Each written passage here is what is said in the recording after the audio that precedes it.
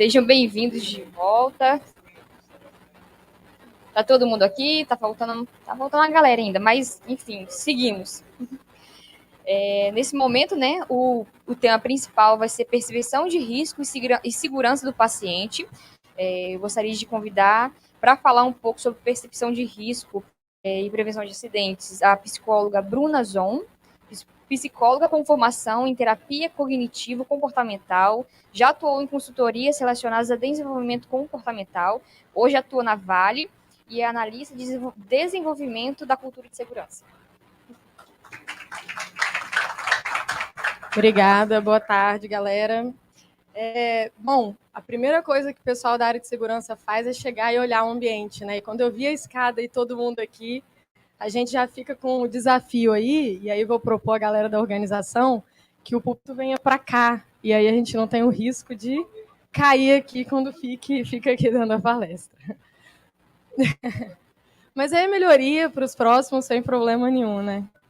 Bom, gente, primeiramente eu queria agradecer, né, o convite. Eu acho que vai ser um grande desafio vir falar um pouquinho aqui da área industrial, né? É uma realidade um pouco diferente da realidade que vocês têm, né, dentro do SAMU. Estava até conversando com a Juliana um pouquinho. A área de saúde e segurança tem muito em comum, né? A gente atua dentro, né, faz parte de uma equipe de desenvolvimento comportamental em segurança lá na Vale, e a gente atua junto, né, dentro de uma gerência executiva de saúde, segurança, meio ambiente e riscos. Né? Então, é um trabalho muito integrado, né, com a área de riscos também, inclusive o Douglas, da equipe de riscos lá da nossa gerência, foi quem convidou a gente para estar aqui junto com o Nasson. Então, agradeço aí também o convite, tá bom? Acho que assim, foi legal chegar um pouquinho antes, né, para ouvir tanto a Dailton, né, a Benilton, quanto o doutor Alexandre falarem. Eu acho que assim vai ajudar a trazer um pouquinho da conexão da realidade industrial, né, que a gente trabalha, a forma que a gente trabalha. Por quê? Não sei se vocês perceberam, durante a palestra dele, ele perguntou algumas vezes, percebem? Percebem? Né? E eu aposto que no momento que ele fazia essa pergunta, cada um de vocês estava assim, percebe o quê? E aí todo mundo ia, provavelmente passeando aí, buscando algum repertório, conectando com alguma informação que já existia aí dentro do seu repertório, né? Então, falar de percepção é falar de interpretação. Então, quando a gente, para iniciar, né, acho que a gente tem que... Como é que eu passo aqui? É para lá?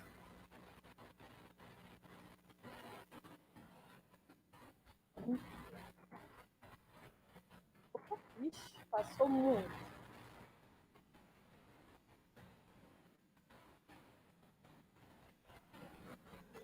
Volta para o começo aí.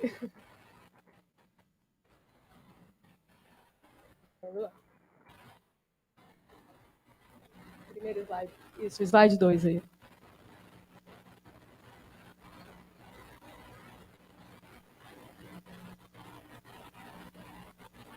Bom, falar de percepção, né, principalmente relacionada à percepção de risco, primeiro de tudo é importante que a gente... Eu vou pedir para vocês irem passando aí, porque, né, não está aqui. Percepção tá ligado, né? É o ato da gente interpretar alguma informação, né? Por isso que quando eu fiz a associação aí com o que foi dito, percebem? Provavelmente porque cada um, né, escutou aqui a pergunta, interpretou o que estava sendo dito e através do seu repertório, provavelmente tirou suas conclusões. E aí, o que vão fazer com isso posteriormente, né, com essa informação, com todas as informações que foram trazidas aqui, vai depender muito dessa interpretação pessoal que foi feita de cada um de vocês. Então, o ato de perceber é o ato de interpretar através dos nossos órgãos sensoriais. É um processo cognitivo, né? É um processo cognitivo que é influenciado por diversos fatores. E aí pode dar mais 2 cliques para mim, por favor. E por isso a gente traz o quanto que a percepção de risco é algo circunstancial. Né? Para entender como é que se deu um processo de percepção de risco, é importante que a gente olhe para vários fatores que podem influenciá-lo. Eu estava falando com a Juliana, né, na hora do intervalo, assim, a área de segurança ela trabalha de uma forma a propor prevenção a acidente do trabalho. mas, infelizmente, em alguns momentos a gente não consegue, né, anteceder aquele fato, e aí aquilo acaba comitando num acidente ou, né, em alguma fatalidade. E aí a realidade dos profissionais do SAMU, ela está diretamente, muitas vezes, né, não posso dizer, me arriscar quase sempre, a chegar depois de algo que já aconteceu, né?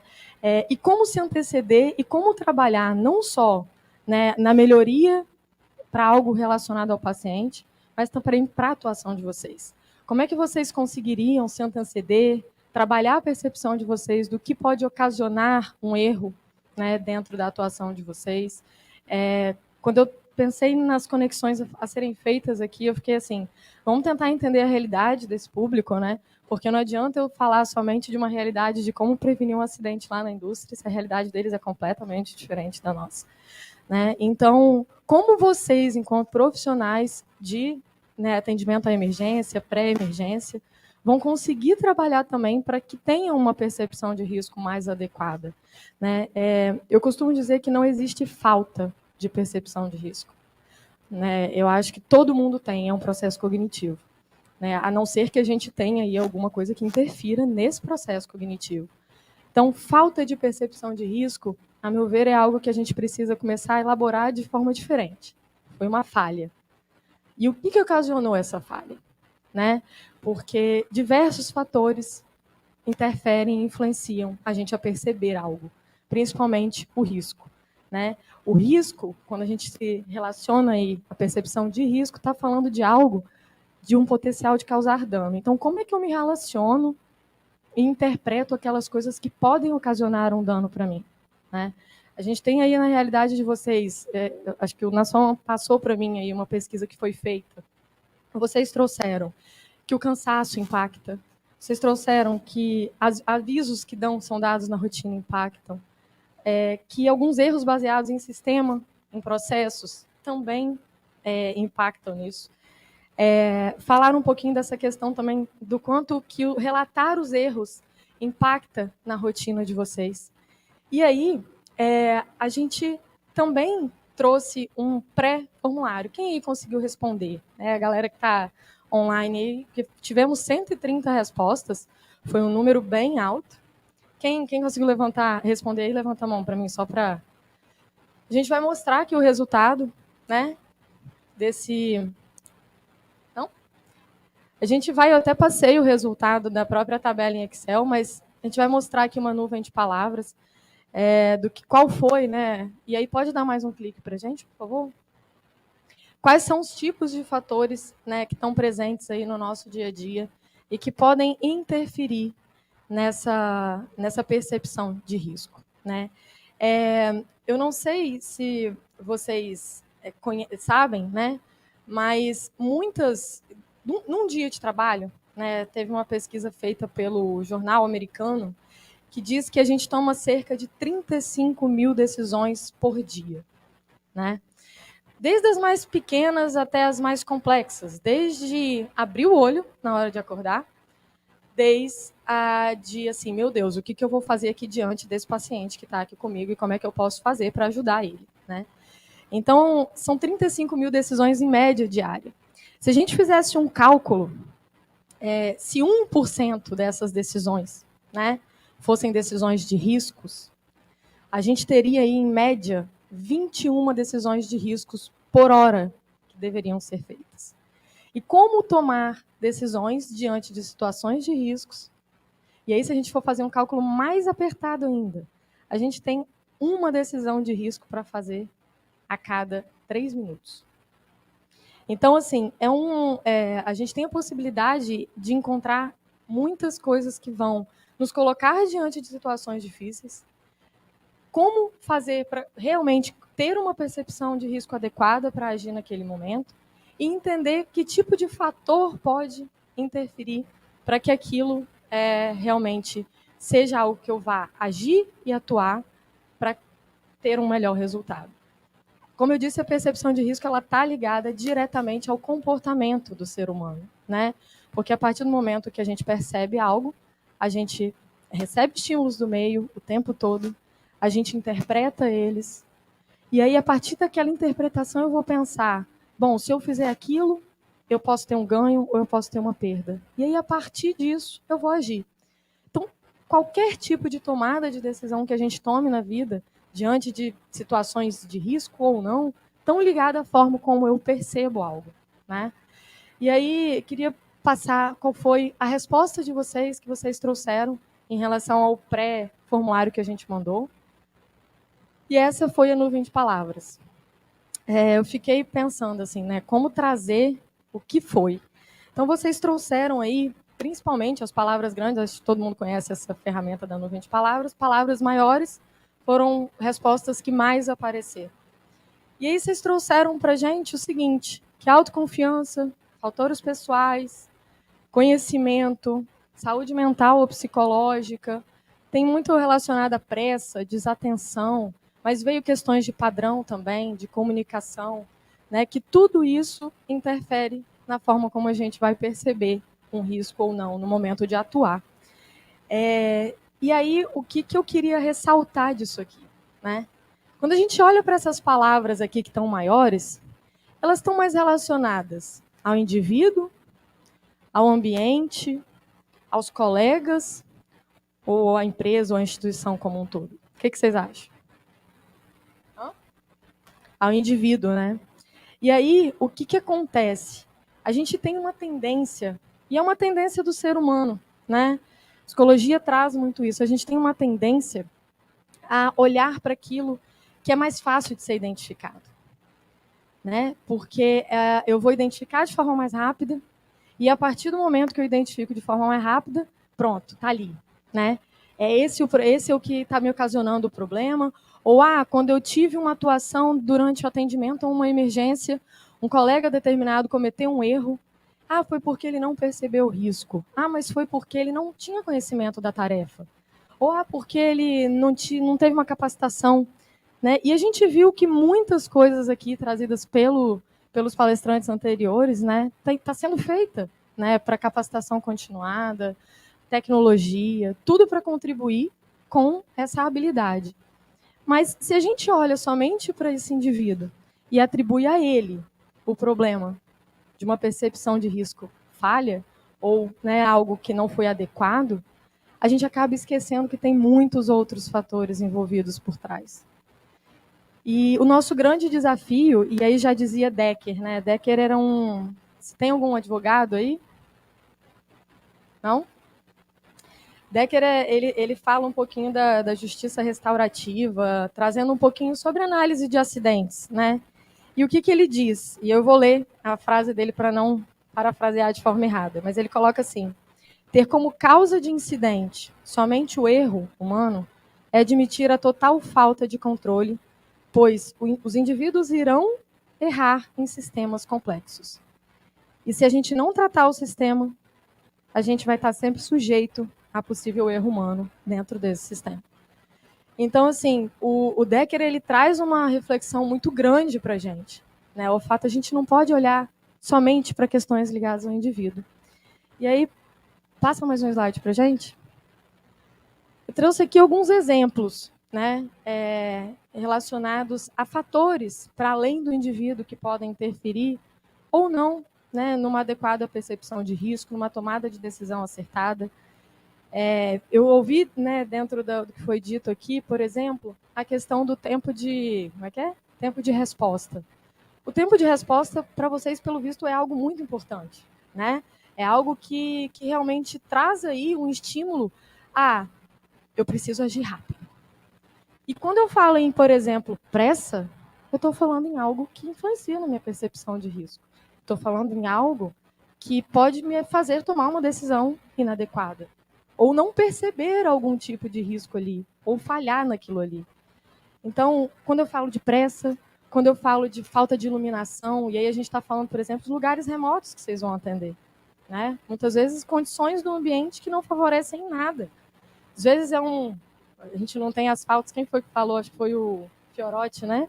As ambulâncias não foram feitas para andar somente em asfaltos que não tem buraco, né? E às vezes uma condição de estrada que vocês pegam para chegar até um local de atendimento pode, inclusive, afetar a percepção de risco de vocês no momento de chegar para atender alguém, né?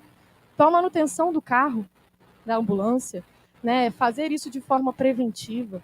E aí, assim, tudo que eu estou falando, acredito eu que vocês estão linkando aí ao dia de vocês o que pode ser feito antes de sair, por exemplo, para um atendimento. Quando a gente fala de medicações, né, é claro que talvez as medicações que vocês hoje utilizam estão muito mais voltadas para o paciente.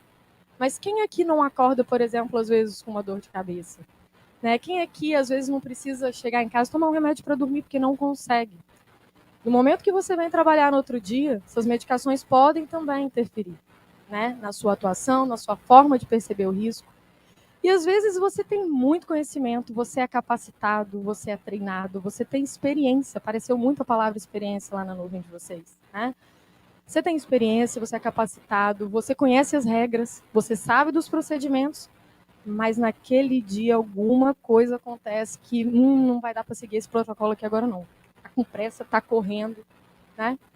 Tô mentindo que essas coisas acontecem, galera? Sim. É incomum isso que eu tô trazendo para vocês? Não, né? Então, aqui eu trouxe alguns exemplos, mas a gente tem alguns outros, né? Existe a instituição, Instituto Campbell. Alguém já ouviu falar aqui desse instituto?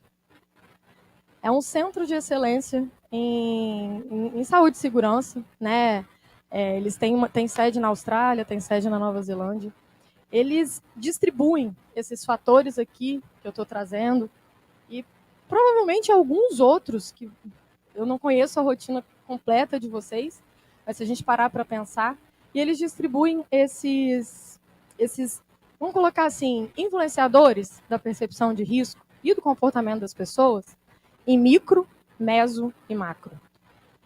Aquela nuvem, a maioria apareceu o quê? Micro. Micro são aspectos relacionados ao próprio indivíduo. Aquilo que o próprio indivíduo traz que vai afetar ele perceber um risco adequadamente ou não. Mas a gente está falando de otimismo, autoconfiança. Autoconfiança foi uma palavra que apareceu bastante na nuvem de vocês. A gente está falando de pressa para terminar a tarefa, a gente está falando de conhecimento, capacitação. Isso tudo tem a ver com o próprio indivíduo.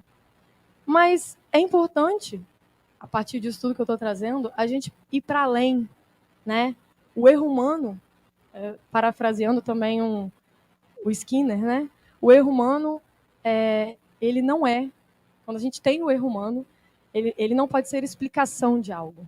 Ele precisa ser explicado. E aí, para além disso, a gente traz o meso. O que é o meso? O que são influenciadores meso de um comportamento?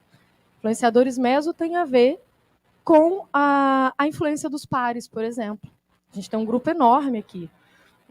Pelo que eu mapeei aí, temos enfermeiros, técnicos, condutores de ambulância, médicos, enfermeiros já falei, né? Que mais? Tem algum outro tipo de profissional aí?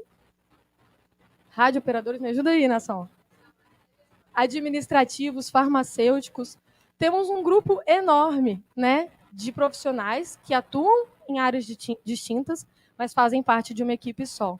Quando a gente fala de influência dos pares, dando a entender que são influenciadores meso, a gente está falando principalmente, gente, daquelas observações, daquelas aprendizagens que vêm através de observações do dia a dia.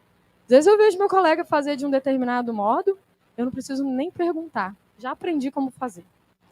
A influência do par é algo que é muito forte dentro da atuação de uma equipe tão grande, principalmente com multidisciplinaridade dos profissionais existentes. Então, aprendizagens por observação. Aquela que quando eu, por exemplo, vejo alguém atender um celular onde não pode e não vejo nada daquilo acontecer, nada com ele, então eu posso também. Não preciso nem perguntar se eu posso, mas eu só de ver eu já aprendi, né? E a questão da influência dos pares mesmo. Muitas vezes, assim, pelo que eu vi a pergunta aqui, a maioria de vocês tem muito tempo de casa. Os poucos que têm menos de 2 anos aí, levanta a mão quem tem menos de 2 anos, porque aí a minha pergunta vai ser inversa agora do que o Alexandre fez. Provavelmente aí quem chegou a menos tempo tem como referência a forma de agir de um colega mais antigo, né?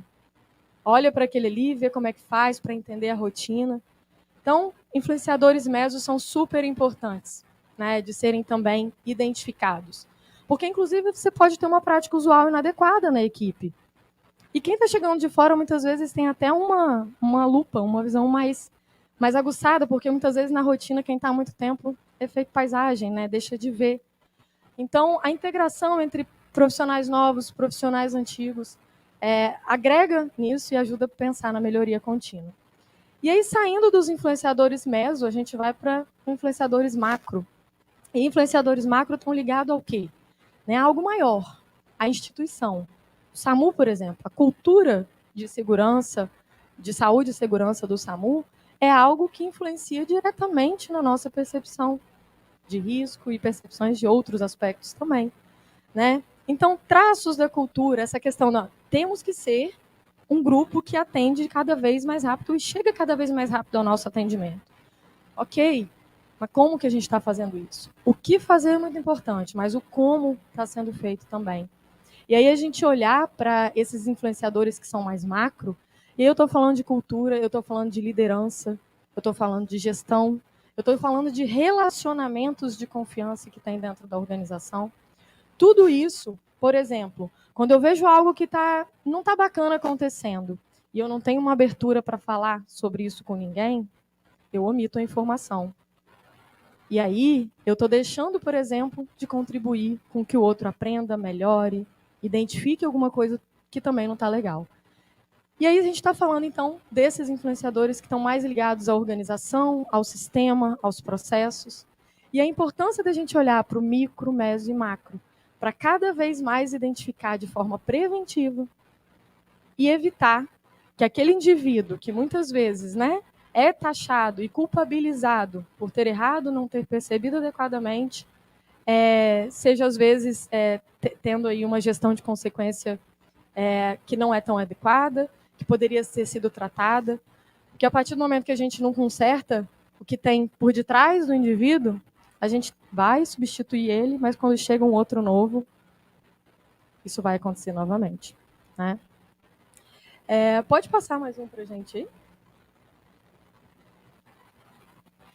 aí? E aí, pegando um pouquinho, né, assim, do que a Vale hoje tem feito para trabalhar isso, né? Acho que quando o Nasson fez o convite, eu falei, vamos lá, desafio, pensar, psicólogo falar de comportamento e de percepção em 30 minutos e dizer ainda o que a gente está fazendo, né?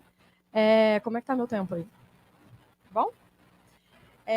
E aí, antes de entrar propriamente nas ações que a gente tem para contribuir, para trazer talvez de exemplo do que tem sido feito lá dentro da Vale, eu também queria trazer dois conceitos que estão dentro da psicologia que são bem interessantes. Um a gente chama que é o efeito halo. Alguém já ouviu falar? Já? Quer contribuir com a gente? Não? O efeito halo, ele fala do fato da gente julgar, né, as causas a partir de uma análise mais rasa. Isso tem a ver com aquela tendência que eu trouxe um pouquinho antes, né, de ser algo mais fácil. Né? A interpretação inicial que a gente faz de algo, ela vai ter assim uma influência enorme nas opiniões posteriores.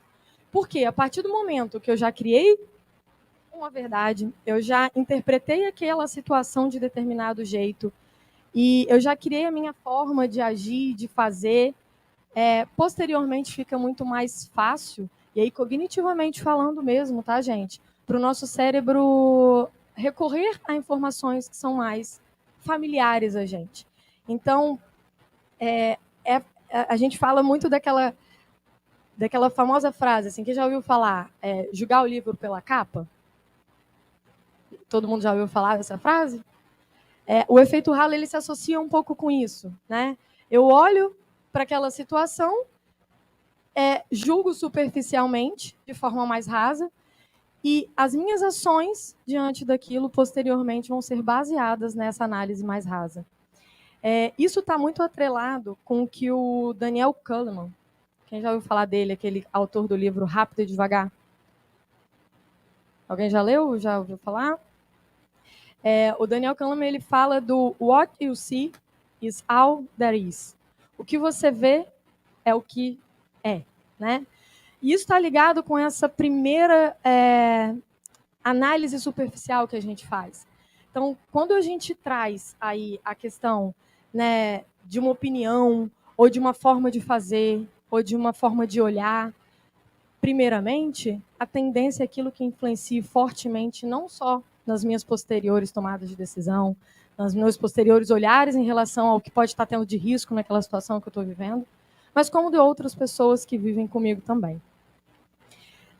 E aí, assim, quando a gente pensa um pouquinho nessas ações que a Vale hoje está fazendo, né, para estimular melhores e adequadas percepções de risco dentro da organização, a Vale hoje praticamente tem, por exemplo, a minha diretoria faz parte de Ferrosos, que é uma diretoria grande. Juliana até me perguntou quantas pessoas hoje passam por Tubarão. Só para vocês terem uma noção do tamanho, né, eu vi os números aí, são dos hospitais, o doutor Alexandre trouxe o número de atendimento, o número de atuação. Hoje passam pela Vale em torno de 15 mil pessoas diariamente. A gente tem em torno de 7 mil e poucas próprios e contratados, né, que hoje circulam dentro da unidade de Tubarão. Mundialmente, a Vale hoje conta com mais de 150 mil pessoas que atuam, né? Então, é uma organização muito grande. Eu costumo dizer que a Vale não é um... Doutor Maurício está aqui, né? A gente conheceu aí já na área da saúde. A Vale não é um navio, a Vale é um transatlântico. Então, quando a gente precisa fazer algum movimento, e a empresa atualmente está passando por um momento de transformação cultural muito grande, né? A gente precisa articular diversos pontos e olhar para todos esses fatores que podem influenciar na percepção de risco das pessoas se torna essencial. E eu não posso somente olhar para o micro. Eu preciso olhar para o meso, eu preciso olhar para o macro, porque senão o movimento de transformação cultural não acontece, né? E aí, hoje, eu trouxe alguns exemplos. É claro que a gente tem um cardápio de coisas que são feitas maiores, mas eu não ia conseguir também trazer tudo aqui. Eu trouxe exemplos de capacitações continuadas, acho que o Adenilton falou bastante do quanto tem sido trabalhado isso também aqui para dentro do SAMU. E eu fiquei muito feliz quando eu ouvi as informações anteriormente à minha palestra. Eu acho que assim, muita coisa está sendo feita no SAMU, parecido com o que a gente está fazendo lá na Vale, né? Então, a gente está falando de capacitação continuada. Eu trouxe também algumas ferramentas que são aplicadas, e aí acho que o Alexandre trouxe também algumas ferramentas que são utilizadas dentro dos hospitais, e aí tem também a questão da tecnologia, que hoje está chegando, né, um pouco mais de ponta para vocês. E a gente também fala de ambiente. E aí, por exemplo, garantir que um drone, né, vai conseguir chegar mais rápido, até que vocês consigam chegar em segurança lá também, a gente está falando de proporcionar um ambiente mais seguro. O drone acaba passando uma mensagem para a própria cultura da organização. Olha, a gente também preza pela segurança dos profissionais que estão indo lá cuidar de outras pessoas, né? E aí, assim, o que hoje, dentro de exemplo, a gente tem dentro da Vale que está sendo feita? Pode dar mais um clique aí. Se puder clicar em cima desse quadradinho.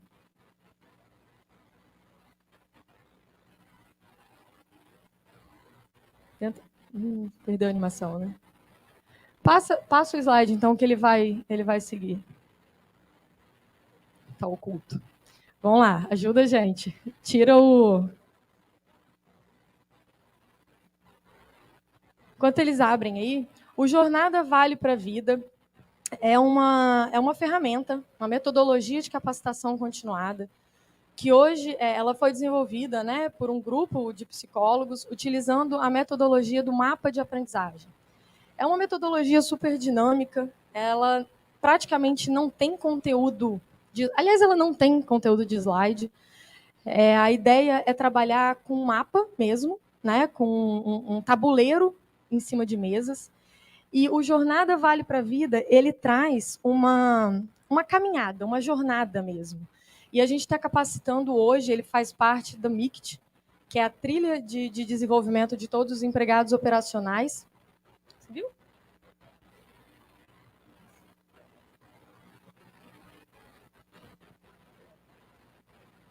Hoje o Jornada ele faz parte dessa trilha de capacitação de todos os empregados operacionais, né, como eu disse. Então, a gente tem aí uma meta de capacitar 100% do público operacional, e aí operacional eu estou dizendo executantes de tarefas, né, realmente lá, operadores, soldadores, operadores de empilhadeira, a gente está falando de todos os tipos de operação que tem dentro da Vale. E a gente chama essa galera, são turmas de 32 pessoas, em média 8 pessoas por... Não, era só uma questão de visual mesmo para eles, assim, tá? É algo que eu faço, então, assim, tem na cabeça fresco aqui. Mas é uma caminhada que a gente faz, onde a metáfora que a gente criou é uma metáfora de montanhismo. E aí vocês vão se perguntar, por que montanhismo? Porque a ideia não é estimular a competição. Né? A gente costuma dizer, e aí, assim, dentro da área da psicologia, quando a gente estimula a competição, a gente tende a influenciar, por exemplo, a omissão de formação, porque todo mundo quer estar na frente. Né? A gente quer fomentar a colaboração, né? O trabalho em equipe. Então, pensar em temas relacionados a algo que não é competitivo se torna mais viável para você estimular esse tipo de cooperação entre a equipe. E aí, quando a gente fala dessa metáfora de montanhismo, a ideia é que todo grupo que esteja na sala inicie essa jornada junto, e ao longo desse mapa, o condutor, o facilitador do treinamento, ele vai conduzindo todo o grupo a caminhar, e aí identificando no próprio mapa mesmo algumas situações. É um desenho que ele tem muitos detalhes, e aí as pessoas elas vão sendo guiadas nessa jornada, e ao final a gente chega na jornada, né, atingindo todo mundo aí o mesmo propósito. E são trabalhados alguns temas como os valores da empresa, os comportamentos esperados, né, a percepção de risco, a importância de um planejamento, de um DSS-MA, que tem a ver com o diálogo inicial durante a tarefa. Né? É alguma coisa? Podemos continuar? É porque a galera da segurança fica todo dia, né? Porque lá quando a gente escuta uns barulhos assim, tem alguma coisa prevista, né? Tem um alarme aí, um simulado, a gente tem que ficar atento. Então, assim, o Jornada Vale para a Vida, ele é essa capacitação continuada. Como eu disse, a ideia é capacitar 100% dos empregados. A gente conseguiu? Não?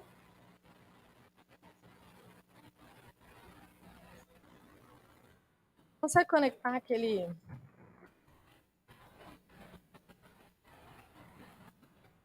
Aí, pronto.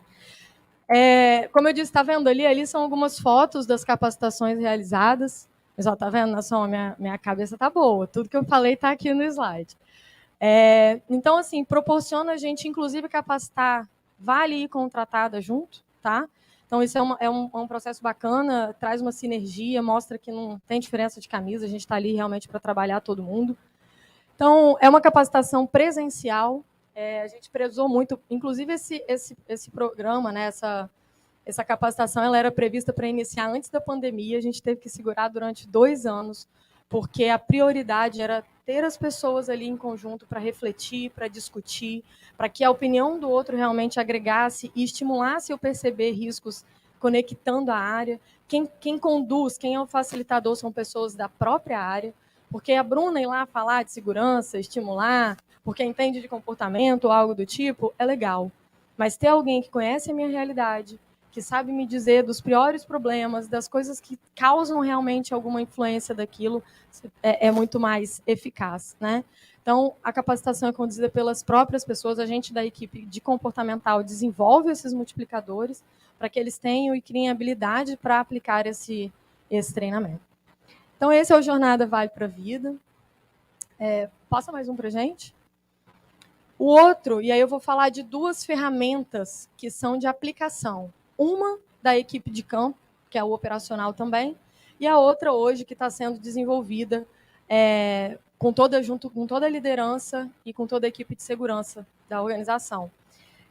A RT em Ação, ela surgiu aí, inclusive, de um benchmark feito com uma contratada nossa, aonde o que é a RT em Ação? Ela proporciona que os próprios empregados... RT, para quem não sabe, é análise de risco da tarefa. Tá? A gente tem algum procedimento que diz da importância, inclusive está atrelada a uma regra de ouro da organização, de que toda tarefa a ser executada ela precisa ter uma análise de risco antes da tarefa, antes do início da tarefa. Só que a gente sabe que com o tempo, né, e algumas coisas acontecem que acabam desestimulando. Esses fatores todos que a gente falou aqui ocasionaram e culminaram na perda desse momento de discussão da equipe antes da tarefa começar. E aí, quando a gente identificou isso dentro de inspeções, dentro de algumas coisas, dentro de alguns indicadores, né, de segurança, a gente fez esse benchmark e criamos a RT em Ação, que nada mais é do que um painel. E aí, gente, é um painel para ser grande mesmo, o tamanho daquele que está ali atrás, mais ou menos. Tem alguns formatos que foi compilado pela nossa própria comunicação para facilitar, foi construído, inclusive, com o apoio das áreas, para que não se tornasse um elefante branco, né? Assim, é importante que as pessoas também vejam sentido e seja utilizável, seja escalável a todo mundo. Então, a gente criou esse painel, alguns em banner, outros mais em material que a gente pudesse apagar e escrever e esse material ser reutilizado. E a ideia da RT em Ação é ter um momento de discussão na frente de serviço, né? Para que todo mundo contribua, sempre em algum momento da tarefa, um facilitador preenchendo com o que os outros falam. Ela estimula, ela visualmente dizendo, ela traz algumas informações para que as pessoas discutam sobre aquela tarefa, né? E aí isso possibilita a gente ter a quebra do efeito paisagem, porque muitas vezes, vamos pensar na rotina de vocês. É uma rotina muito agitada, é uma rotina que muitas vezes vocês saem, né, numa emergência, e isso se torna algo, o risco se torna comum, né? Então a gente precisa ter algo que ative o nosso sistema cerebral, o nosso conhecimento para colocar, opa, isso aqui não é tão comum assim, né? E aí a retenção veio com essa possibilidade de discussão e reflexão em grupo para cada um, né? Porque sozinho eu analisar uma situação é outra. Como percepção é algo muito individual, é uma interpretação que a gente faz através das nossas histórias, das nossas vivências, né? Quando ela é feita em conjunto, isso soma. Porque às vezes o que eu interpretei pode não estar tão correto, mas às vezes a contribuição do outro vai me ajudar a algo que eu não estou vendo, né? Então a RT em Ação ela veio com esse objetivo. A gente tem aí praticamente aqui na unidade de Tubarão toda já utilizando essa ferramenta e foi inclusive agregada ao nosso procedimento de análise de risco da tarefa corporativa, né? Então foi muito bacana, é uma prática que tem dado certo. E a outra ferramenta, e pode passar mais um para a gente, é o diálogo comportamental. A gente já tinha essa ferramenta na empresa há algum tempo, mas em algumas situações a gente acabou também, né, tendo, como a empresa, como eu disse, a Vale é um transatlântico, cada um utilizando essa ferramenta de uma forma individual. E esse ano a gente se reuniu junto com o corporativo para desenhar um modelo único de diálogo comportamental. Atrelado aí a criar ambientes de maior segurança psicológica, né, que é abrir espaço para as pessoas falarem, ter liderança, inclusive, em campo, atuando junto, né, em problemas identificados, em situações de riscos identificadas. A gente, hoje, capacita todas as lideranças numa metodologia única, e além dessa metodologia, desse treinamento que é teórico, conceitual, a gente também tem feito acompanhamentos em campo. E não só com liderança, a equipe de segurança também, né? Então, hoje a gente... Posso dizer que aí hoje na equipe de segurança que atende a unidade de Tubarão, a gente está com... Acho que esse ano a gente finaliza aí, se não me engano, em torno de 95% de toda a nossa equipe capacitada teoricamente e acompanhada pelo menos uma vez aplicando essa ferramenta em campo, para justamente trazer aí a adequação à metodologia. Com liderança, a gente traz os gerentes de área acompanhando os supervisores na aplicação. Isso tudo para garantir o envolvimento de todo mundo. Como eu disse, liderança é também influenciador de percepção de risco das pessoas em campo. E ter a presença da liderança, da equipe de segurança, desmistificando muitas vezes que tem que ter medo da liderança, ou tem que ter, não, segurança está chegando, tem que... Não, a gente está ali para ajudar, para estimular, né? E isso faz e agrega com que as pessoas realmente melhorem as percepções de riscos em campo, criem um ambiente mais seguro, mais favorável para que as pessoas relatem problema. Né? Então, hoje a gente tem aí... e, além disso, a gente tem um BI também, né, que foi desenvolvido. Hoje a gente tem um BI desenvolvido especificamente para os outputs do diálogo comportamental sendo aplicado em campo. Então, assim, foi uma coisa muito bacana, porque é trazer comportamento em número, gente. Né? Dentro de uma empresa onde a gente lida com muito engenheiro, muito técnico, né? Pessoas que lidam com número, falar de comportamento é algo muito abstrato. Então, assim, como também tangificar essas informações que são colhidas pela liderança, pela equipe de segurança, e colocar isso para uma análise crítica, né? Assim, conectando ao que está sendo feito, a problemas identificados. Então, hoje tem um BI bem legal desenvolvido que mostra para a gente quais são os influenciadores de comportamento das pessoas e da percepção de risco, né? Porque muitas vezes a gente percebe o risco, só que eu me comporto de forma inadequada, né? Muitas vezes eu até sei daquela informação, mas algo me faz agir de forma diferente do que é previsto. E aí a gente está em campo tentando identificar esses influenciadores para que preventivamente a gente atue, né, junto com as equipes em campo e evite que tomadas de decisões sejam feitas de forma inadequada. Pode passar mais um para a gente? E aí, pensando no ambiente, a gente também tem um projeto chamado Ambiência, que foi feito junto com a comunicação. E a ambiência, ela traz... Sai da frente do slide, né? Ela traz nada mais do que símbolos, né, físicos que estimulam a percepção de risco das pessoas. Então, criar um ambiente onde a gente olha para ele e diz assim, aqui segurança é importante, faz com que as pessoas ajam e percebam as coisas também de forma mais detalhada.